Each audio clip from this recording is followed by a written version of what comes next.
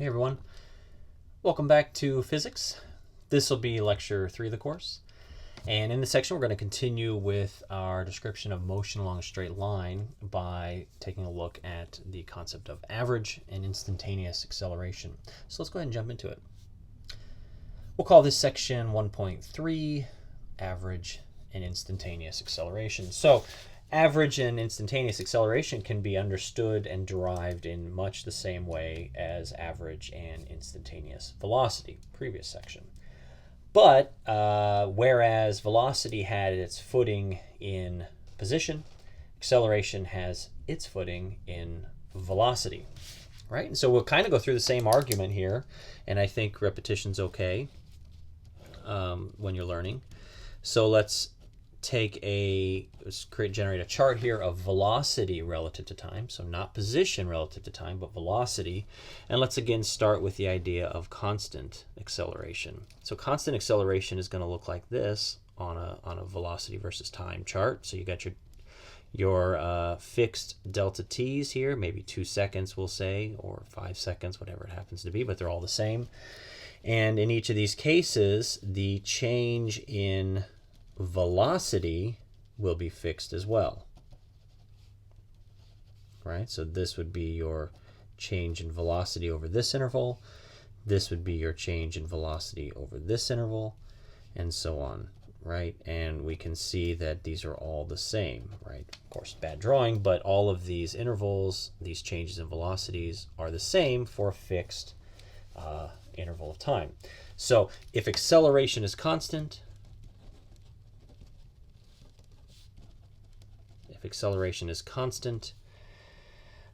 then the change in velocity is constant for a fixed interval of time. Right, so if my acceleration is I'm continuously accelerating at 2 meters per second squared, then my velocity is going to increase the same amount over each second. Okay, and so just like before, we saw in the case of constant velocity, the position function, the change in displacement would be the same. We see that in the case of constant acceleration, then the change in velocity would be the same. And so in this case, the instantaneous velocity is actually going to be equal to the average velocity, which is, of course, just the change in velocity, so v2 minus v1 over the time interval, t2 minus t1. Okay, so this is for constant acceleration. Okay, now just like in the previous section, when acceleration is non-constant, then we have to use calculus to talk about the instantaneous acceleration. Okay, so let's talk about what that looks like again. Again, this will be real similar to the previous argument. So in this case, my velocity is changing, but it's changing at a changing rate, right? It's not changing in a constant way. So in that case, if I take the same delta t's,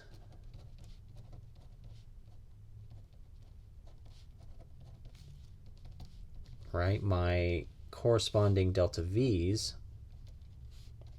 are going to vary. So I've got this one, which is a significant change in my velocity. Here's a smaller change in velocity.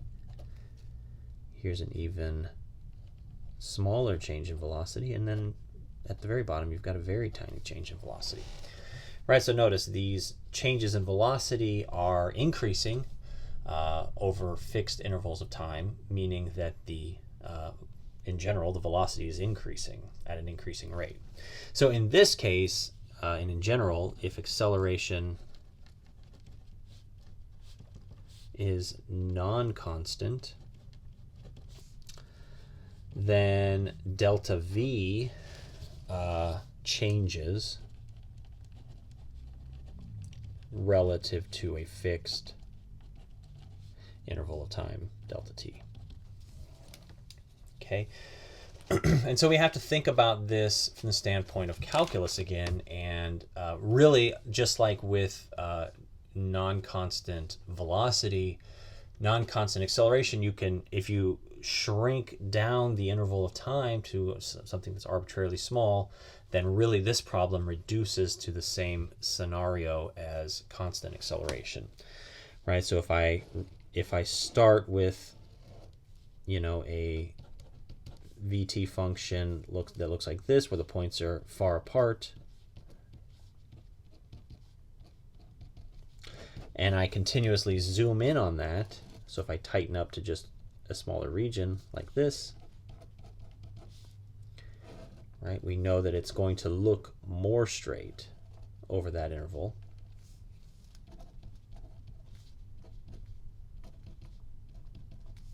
Okay, and then if I zoom in even tighter, then I know that it's going to look like a straight line eventually.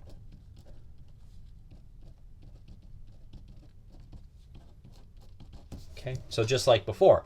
And so this is really the idea of kind of making the delta t arbitrarily small until it's so small that the average velocity is just the instantaneous velocity. So basically what we're saying is the instantaneous acceleration is equal to the limit as delta t goes to 0 of delta v over delta t, which is just the derivative of the velocity function with respect to time. Right, so same result that we had with acceleration and position, but here, or sorry, with velocity and position, but now it's acceleration and velocity that are related. Okay, so acceleration is just the change in the velocity, just like velocity was just the change in position, both relative to time. All right, let's do an example similar to what we did last time, actually, this example.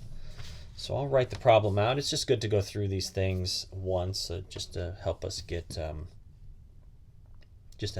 bearing on this. So here we're going to have a velocity function. Okay, so the velocity function we're given is 60 meters per second plus 0.5 meters per second cubed times t squared. Okay, so if I plug in a unit of time, if I plug in like 2 seconds, this is going to tell me exactly how fast the particle or whatever this is modeling. It's going to tell me the exact velocity of the particle at 3 seconds or 2 seconds, whatever I happen to plug in. Okay, and so we're going to use this equation for velocity to answer a bunch of questions about acceleration. Okay, so first thing we want to know is what's delta v. So we want to find delta v between t equals 1 second and t equals 3 seconds. Second thing we want to do is we want to find the average acceleration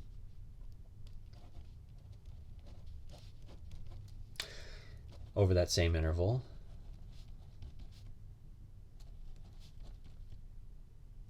T1 equals 1 and T2 equals 3. I should probably stay consistent with my labeling here. The third thing we want to do is we want to, again, estimate the instantaneous acceleration.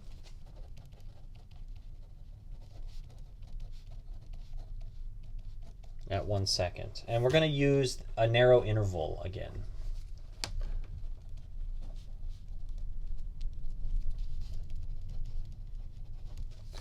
And then the last thing is we're going to, similar to the previous examples, we want to derive an expression for the instantaneous acceleration.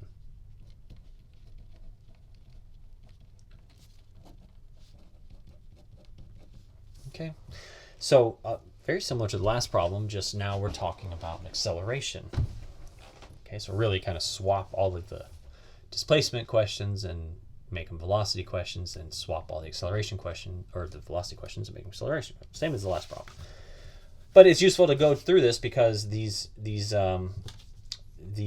various quantities they are related to one another in a similar manner. Velocity is related to position in the way that acceleration is related to velocity. And so doing problems that mirror each other kind of helps to draw that point out.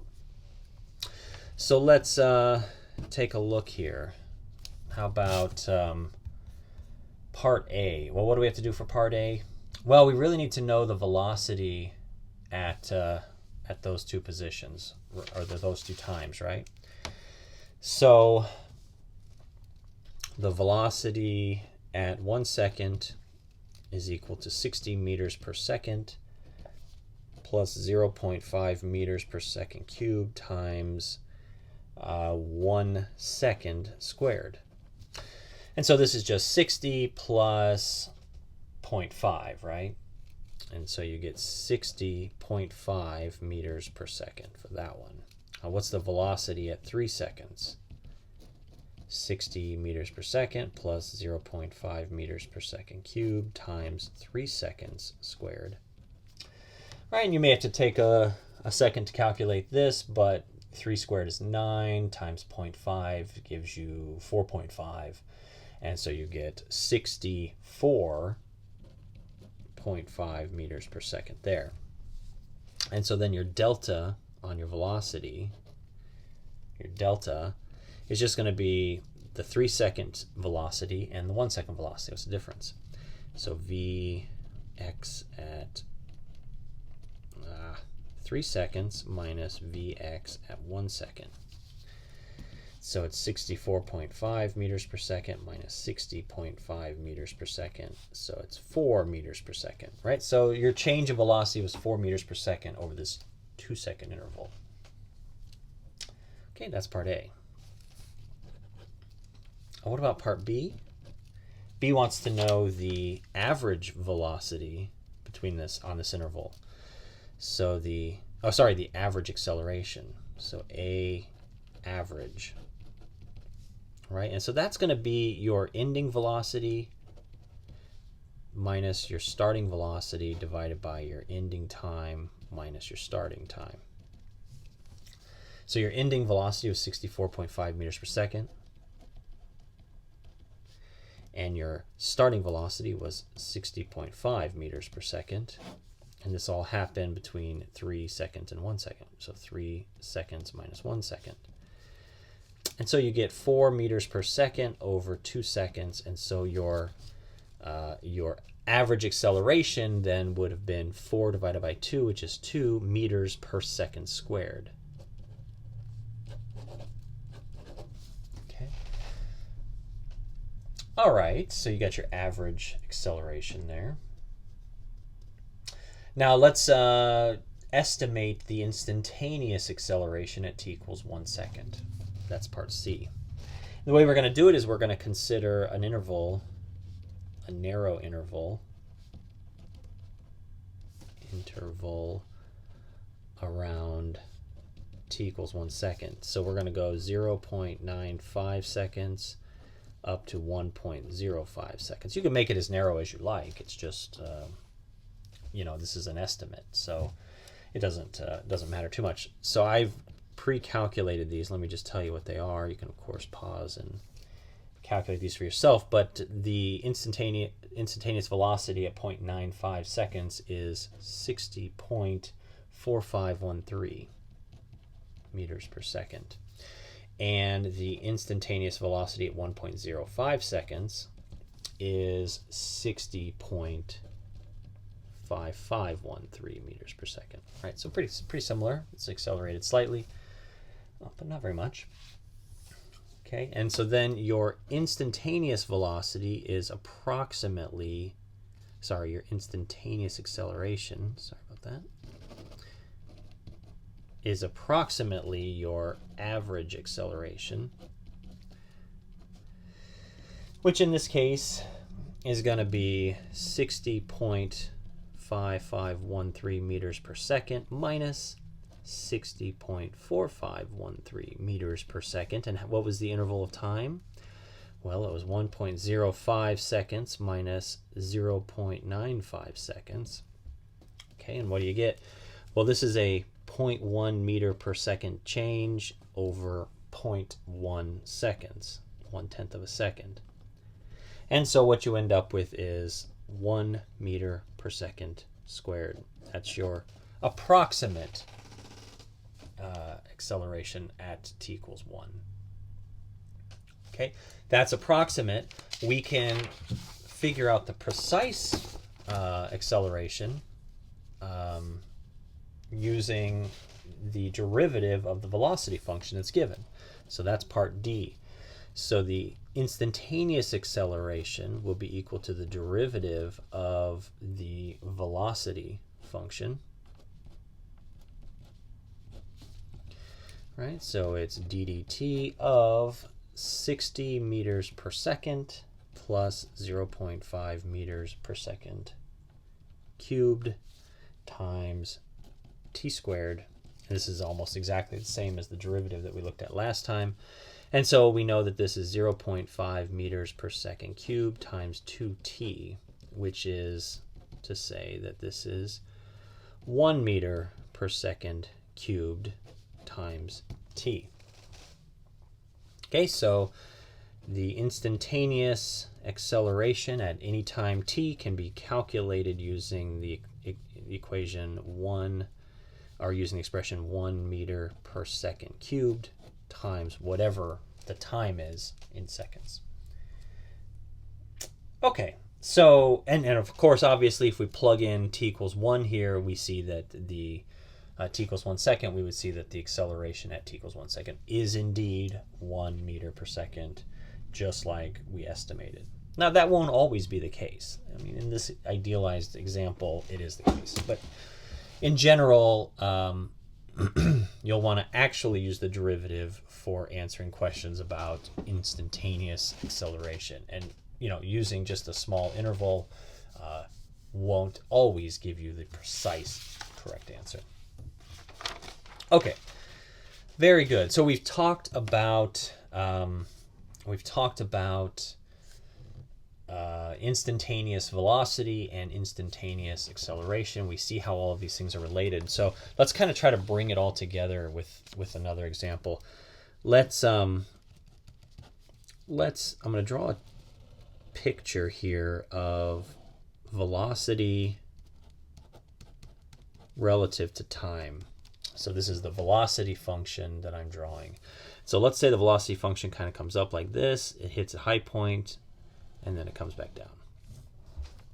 Okay, and so this is the velocity function. This is v as a function of time. Velocity is a function of time. So this will give you, this is the instant, you can think of this as instantaneous velocity.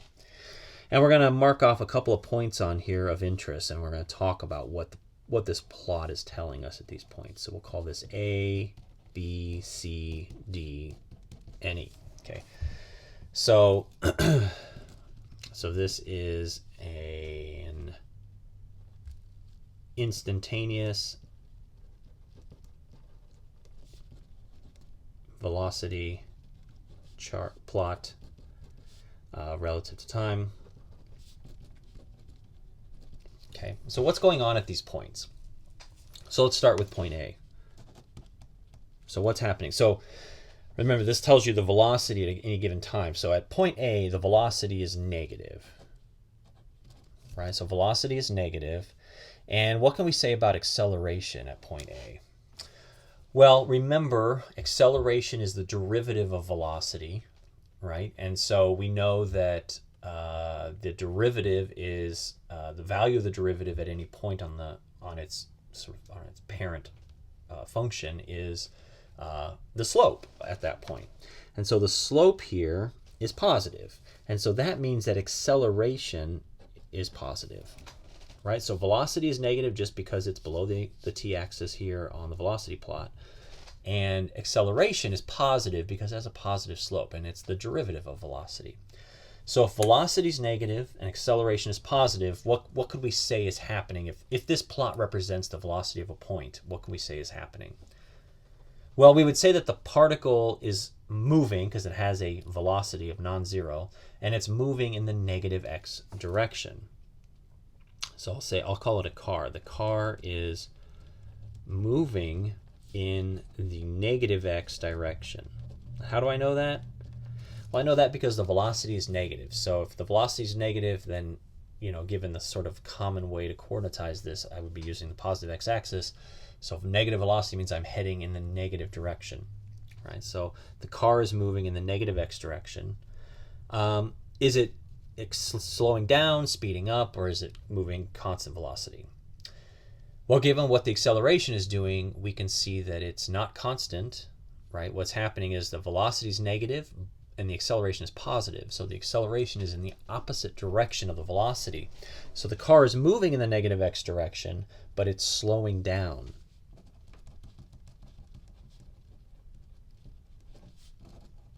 It's slowing down. And it's slowing down because the acceleration is in the opposite direction. Now, one thing you'll want to rid yourself of is this idea that acceleration means you are always speeding up. Acceleration is just a change in velocity. It can be negative, it can be positive. So when you are racing, when you're going 60 miles an hour or 60 meters per second, whatever, and you hit the brakes, you are accelerating, even though technically you are slowing down. It's a negative acceleration. Okay, so you have an acceleration when you hit the brakes. Obviously, you have an acceleration when you hit the gas also, right? But frequently, people confuse the idea of acceleration, meaning your velocity has to increase. In this case, your velocity is getting closer to zero in absolute value. Okay, so that's what's happening at B or at A. What's going on at B? Well, at B, the velocity is equal to zero, right? This is the velocity chart. It's on the t-axis. That means velocity is equal to zero. Acceleration is still positive. Okay, so what's going on here? Well, the car is technically at rest. So we would say the car is instantaneously at rest. So what that means is I'm backing up. So if I'm going back, and then I eventually change directions, right? If I'm going back and I change directions, at this precise moment right here, I'm instantaneously at rest, right? So the car is going backwards, slowing down, and then it stops instantaneously, and then it heads the other direction.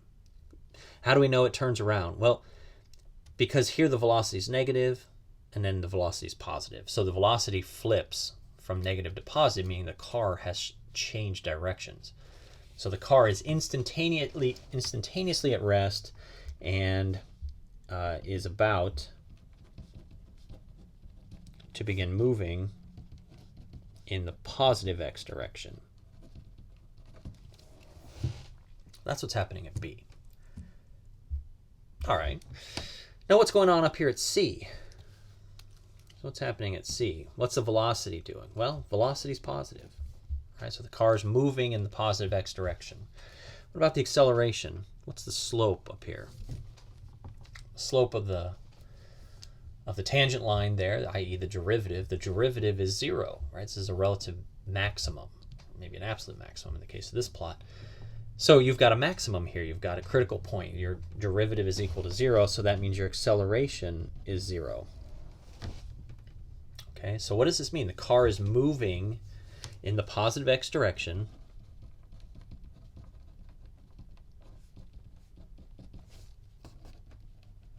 It's moving in the positive x direction, and its acceleration has just stopped, right? It just stopped accelerating. So another way to say that is it's moving at top speed. It's moving at top speed. Okay. Now, what happens just on the other side of this peak? Well, remember, your velocity is positive, but just over here, right, if I just go a little bit off to the side, then my acceleration starts to go negative, right? So what I can say is that at this top speed, the car is about to start slowing down. Okay. And then at D and E, well, those are really the reverse of A and B. So at D, the velocity is zero. Again, we're instantaneously at rest. The acceleration is negative. So the particle comes to a stop and then is about to turn around and head in the negative x direction again, because you see our velocity turns negative right away afterwards.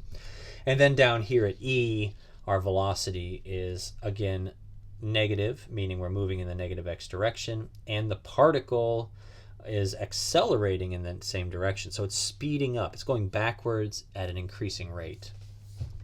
Okay.